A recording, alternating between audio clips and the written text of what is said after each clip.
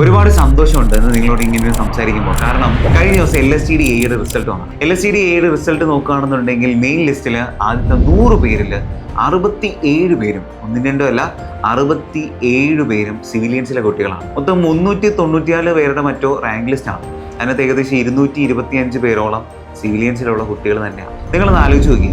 നിങ്ങൾ ഈ rank list എടുത്ത് നോക്കി കഴിഞ്ഞാൽ മനസ്സിലാവും. കഴിഞ്ഞ 2 വർഷങ്ങളിൽ, അതായത് 2024, 2025, 2023 വർഷങ്ങളിൽ സിവിലിയൻസിന്റെ ക്ലാസ് റൂമിൽ വന്നിരുന്ന് പഠിച്ച കുട്ടികൾക്കാണ് ഇത് കിട്ടിയിട്ടുള്ളത്. അതായത് പ്രിപ്പറേഷൻ തുടങ്ങേണ്ടത് ശരിക്കും ഒരു നോട്ടിഫിക്കേഷൻ വന്നു കഴിഞ്ഞിട്ടല്ല.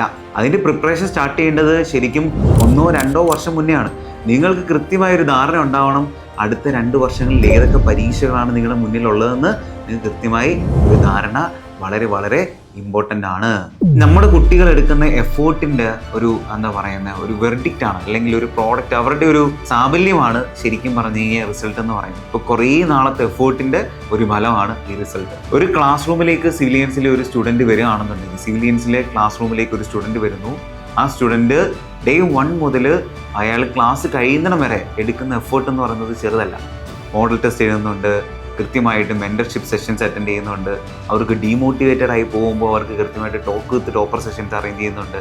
ഇടയ്ക്കിടയ്ക്ക് സീമാരുടെയൊക്കെ ടോക്ക് കേൾക്കുന്നുണ്ട്. അപ്പോൾ അവർക്ക് കൃത്യമായിട്ട് അറിയാം എന്താണ് അവർ കയറാൻ പോകുന്ന ഡിപ്പാർട്ട്മെൻ്റ് എന്നും എന്താണ് അവർ പഠിക്കാൻ പോകുന്ന മേഖലയെന്നും കൃത്യമായിട്ട് അവർക്കറിയാം. അപ്പോൾ ഈ എഫേർട്ടിൻ്റെ ഒക്കെ ഒരു ഒരു ഫലമാണ് അവർക്ക് കിട്ടിയിട്ടുള്ള ഈ റിസൾട്ട് എന്ന് പറയുന്നത്. ഇതിൽ കുറച്ച് പേരുണ്ട്, എനിക്കറിയാം, ഈ റാങ്ക് ലിസ്റ്റിൽ മുന്നിലേക്ക് എത്തിപ്പെടാൻ പറ്റാതെ പോയ കുറച്ച് പേരാണ്. കുറച്ച് ചെറിയ മാർക്കിന് മുന്നിൽ എത്തിപ്പെടാൻ പറ്റാത്തവരുണ്ടാവാം.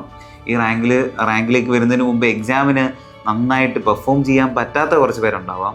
ഇവരോടെല്ലാം എനിക്കൊരൊറ്റ കാര്യമേ പറയാനുള്ളൂ: ever tried, ever failed, no matter. Try again, fail again, fail better.